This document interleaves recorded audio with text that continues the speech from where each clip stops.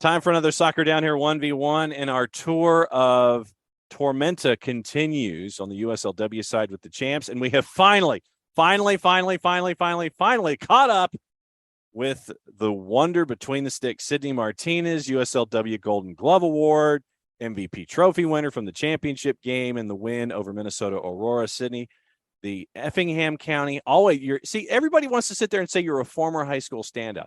You're always a standout. It doesn't matter the when. It's like you were there at Effingham County. You were a standout. You're still a standout. You've added some things. Thanks for hanging out with us for a 1v1. Thank you for having me. It's great to be here. All right, so let's go back to the beginning a little bit and kind of build here.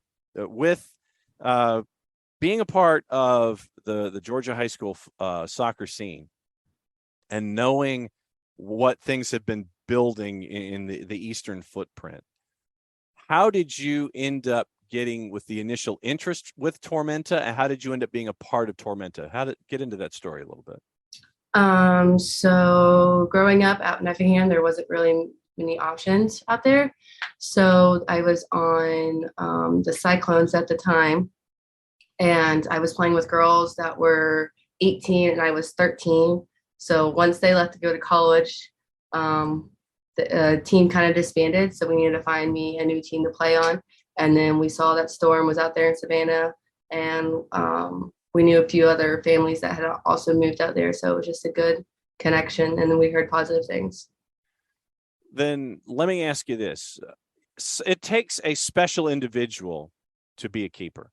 You've got to want to be between the sticks. Was it something that you wanted to do from the absolute beginning, or did you play field and then go keeper? How did this work? I was the biggest. So they were like, hey, biggest person, hop on in. And I liked it. So I just ended up staying there my whole time. What's it been like to see your game grow and evolve the way that it has as a keeper? I mean, when it comes to your progression, what have you seen with your own abilities? It's been a great progression. I mean, I remember growing up, it was just you're punting and doing long goal kicks for every single thing. But now you actually use the goalkeeper as a field player, not just somebody to stop us make the save. So it's really nice to be more a part of the running game. So you dig the idea of being that extra center back to help out and moving things from left to right, the whole sweeper keeper deal. Oh yeah. When it comes to Tormenta and USLW, what were those conversations like about bringing you in? It's like you're in Statesboro, they're in Statesboro, you're from Effingham County, the regionalization idea is there. What was it like to finally see USLW come to the fore with Tormenta? It was really cool. It was a great thing to see because I mean we don't have really any big teams like that. First off, the USL popping up is fantastic. It gives women another chance, another step in the ladder to reach that national state of that pro league, and then having it down here in Statesboro is just an incredible thing. It's right by my house. I love it. And that was obviously something that was very important that it was a part of the fabric for the Van Tassels, for Darren and Ms. Nitra. And what was it like to have them, as a part of your extended family there, knowing how special it was for them to have the USLW franchise be a part of the growth of the whole thing? I think it was incredibly special. It was even more special for me because like I played with Payne when he was younger at Storm. We were playing together. So even having them as my owners, or not even my owners, they were like my mom and my dad while I was playing. They're incredible. So I think it just made everything even more special, and they're still continuing to grow it there. I mean, our stadium's getting put up and it's absolutely incredible. When you look at the season, how difficult was it to get the team to full song? Because chemistry is something that you hope you achieve, but this was a sprint. How difficult was it to get chemistry in a sprint chasing a championship? Honestly, I don't think it was that hard for us. We all met, our personalities all meshed pretty well. I mean, we all knew what we were there to do. We had our jobs to do, and then we all knew that on the field it's a time to be serious, but off the field it's a fun time. So we were always hanging out. We were never not just sitting at home alone. We were always out doing something together. So it was a cool time. Who was the class clown? Class clown, Lillian and Lauren, those two. You've got to have all kinds when it comes to meshing together and getting that chemistry. We talk about class clown and everything, but at the same time, it was a group that was thrown together, but you all were incredibly locked in even after that slow start. You get into the playoffs, you have to get some traveling done. Let's skip to the title game.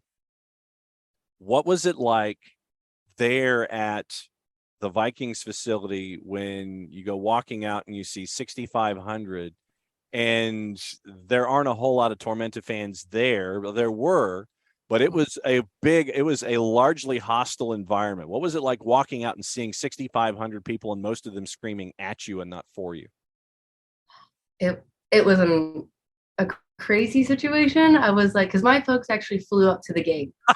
So I was like, I knew where they would be located at. So I was like, okay, I'm being screamed at by all these people. Let's find a friendly face. So I was just looking for their face in the crowd. I found it. And then I calmed down. I was like, all right, this is just another game. Doesn't matter that there's 7,000 people here. Just do my job. You get the 1-0 advantage early. Then there's the equalizer at 1-1. Then you end up having to go past 90 minutes. What were the conversations like there as you finished 90 minutes tied at 1 and you're heading to the extra 30? What was that talk like? It was all positive, saying that we have worked so hard to be here. We know our jobs. We know what we need to do. If we just work as hard as we can and we all have the heart to do it, we know we can accomplish it. Let's go to the save on the PK. And I've got a couple of questions associated with PKs in general. So when it comes to keepers and PKs, I know that you're looking for specific tells. Sometimes there's a book that's out and it's written on a wristband or it's on the water bottle and you know what's going on with players and things like that. And you're also looking for tells if the book isn't there readily available. And you can give away as many secrets as you want when it comes to looking at PKs. But when you're there in a PK situation, what are you looking at from that player as you're trying to get ready to defend it? Are you looking at confidence? Are you looking at tells? Are you looking at body language to possibly figure out, okay, they might be doing this or this? What are you looking at in that particular situation? So I actually don't look at tells because I'm not very good at reading them. I'm big enough and my first step's usually fast enough that I wait for the balls kicked. But our coaching staff did a great job of watching previous games and saw where they had shot earlier. So I already had an idea from them where I needed to go. So that was kind of how I did it. When was the last time that you got to do either a double save or a triple save in a situation? It could be a PK, could be just something inside the 6. When was the last time that you had one of those rapid fire situations where you had to respond? Probably like 2 years ago when we were playing Memphis, I want to say. Sounds about right. Or maybe an FSU game. So, it's been a while. Yeah, well, and the reason I ask is because you mentioned size being a part of this as well and having defenders around you, but literally it's like you have to do one action and it's like the Matrix where you've got to do one thing, another thing, and then another thing in short order. Did you have time to process that rapid fire situation off of that PK? It's like, okay, or is it just make yourself as big as humanly possible and hope that something happens? No, personally, I turn into a dog in the moment and it's like ball. And that's how I do it. I'm just like, go to the ball. And that worked, no doubt about it. And then Jada gets the goal. And what was that 5 minutes like trying to get to the end once you got the 2-1 lead? What was that 5 minutes? That 5 minutes was just get the ball out, keep it on their side. Let's try and get another one if we can, but let's play it safe and just keep them away from the goal. Final whistle blows. How you feeling? I'm pretty sure I just stopped and looked around right after that whistle blew. And I was just looking around at the stands, just couldn't believe that we actually just did that. I hoped and I prayed that we would win it. But when it finally blew and all the girls rushed in, I just stopped and I watched them. And that will be a moment ingrained in my brain forever. Because that moment of just all the girls rushing in to hug each other while I was just standing there watching, which was an incredible moment. MVP trophy, where is it? Did you get to keep it, or is it still in Statesboro? It's on my desk in my apartment right now. Okay, so now where's your medal? Right next to it. So when folks come walking into your place, is that naturally is it literally like when you walk in the door, is that one of the first things that they get to see, or do they have to actually kind of go into a den, or where is it? You have to go, like, if you go into my bedroom, it's like right there as soon as you walk in. So no, like I can't put it in the living room because then that's just I just don't want to do that. But it's in my bedroom. So when folks come by, do you sit there and it's like, well, welcome to my place. By the way, let me come and show you something. Is it like one of those deals? No, it is not. I am absolutely blessed and so grateful to have won the MVP, but personally, I don't like to showboat stuff like that, and I don't always feel that I deserve it. There were so many amazing players on that field on that night. I mean, between Jada and everybody else that just worked so hard, I am completely blessed to have won it.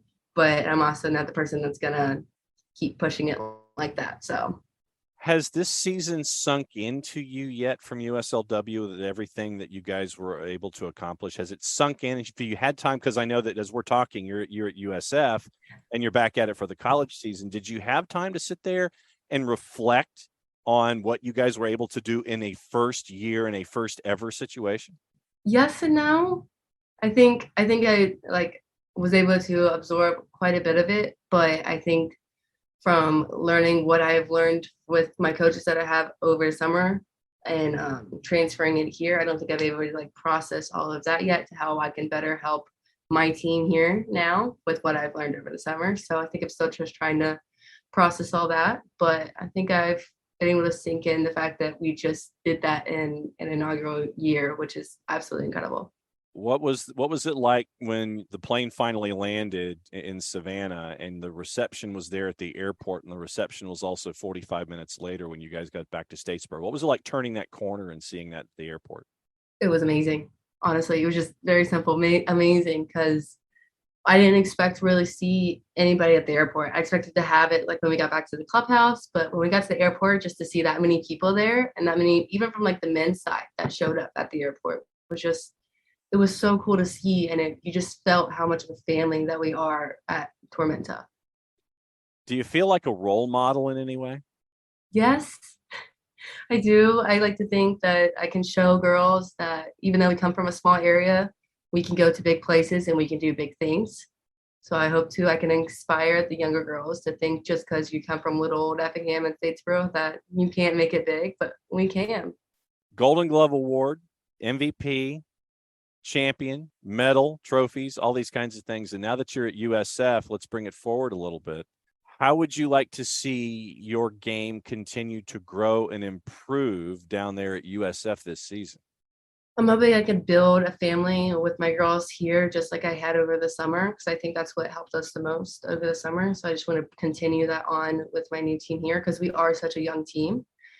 And then I think if we can do that and we all know what we're fighting for and we want to work as hard as we can, that we can go farther than we ever have gone before. Are your teammates from Tormenta all on your cell phone on speed dial, where you can sit there and dial them up at any moment? Like if you want to catch up with Amy at Western after, I mean, I think it was 2 goals and an assist the other day as we were talking. It's like, way to go. Are they still on your speed dial? Are all of them still there? Yeah, I've got them all on my phone. I think we all comment on each other's Instagram posts like daily, so we're also very close. And when some of you are at UOP, some of you are in the middle of the country, and some of you are at USF, it is very, very cool to see. Part of the first evers with South Georgia Tormenta, the champs in USLW. Great to catch up with Sydney Martinez, the pride of Effingham County, now the pride of Tormenta and Statesboro as well. Sid, thanks for hanging out with us for a Soccer Down Here 1v1. We'll be keeping an eye on things down there at USF. Be well. We'll catch up soon. Bye. Thank you, guys.